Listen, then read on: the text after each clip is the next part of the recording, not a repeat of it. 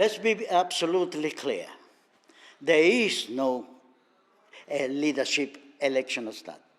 And I think that the party leader, in an interview in television, said that when he stands down, he will communicate it to the chairman of the party first. If I am, he will communicate it to me, and then to his executive, and then to the membership. Once that happens, and if it's tomorrow, for example, I cannot call an AGM. I will have to call an extraordinary AGM because we already had an AGM, which will be solely to elect a leader.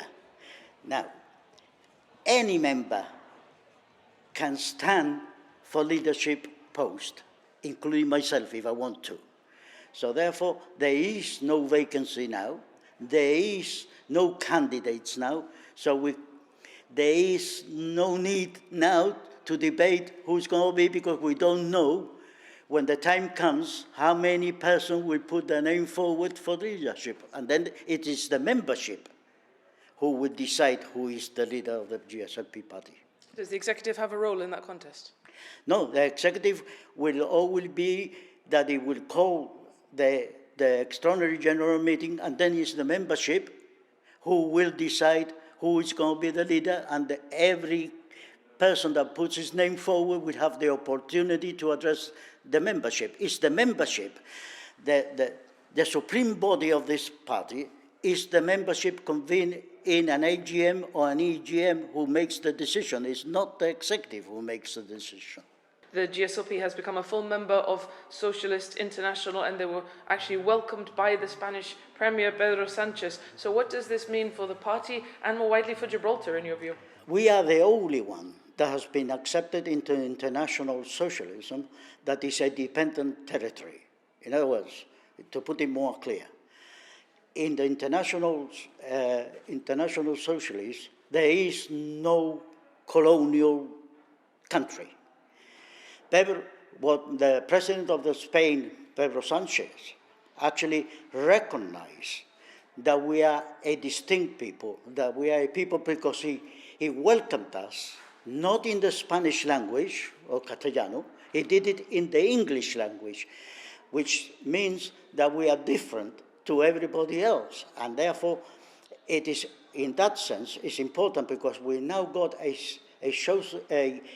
standing in international socialism where there are a lot of European countries, and obviously not European countries, who are socialists, and therefore we have a voice in an internationally where we can put our point across of what is it that we want. So it's not only good for the party, it's also good for Gibraltar, because Gibraltar will have a representative in an international forum where he can put the points across.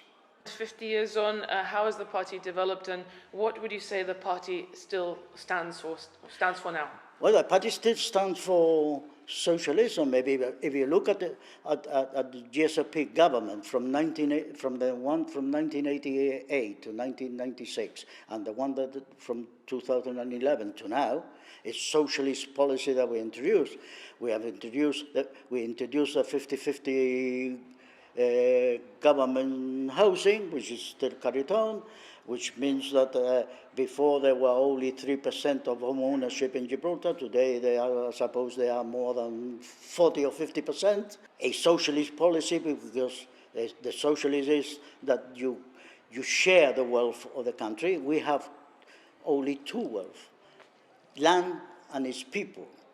And the other thing is, obviously, like I explained before, education. And if you look at it, in Gibraltar today, all the schools that have been built by the GSLP government, because St. Joseph was by the first GSLP government, and all the others that have now come to bed. We have magnificent schools for our children, are GSLP policy.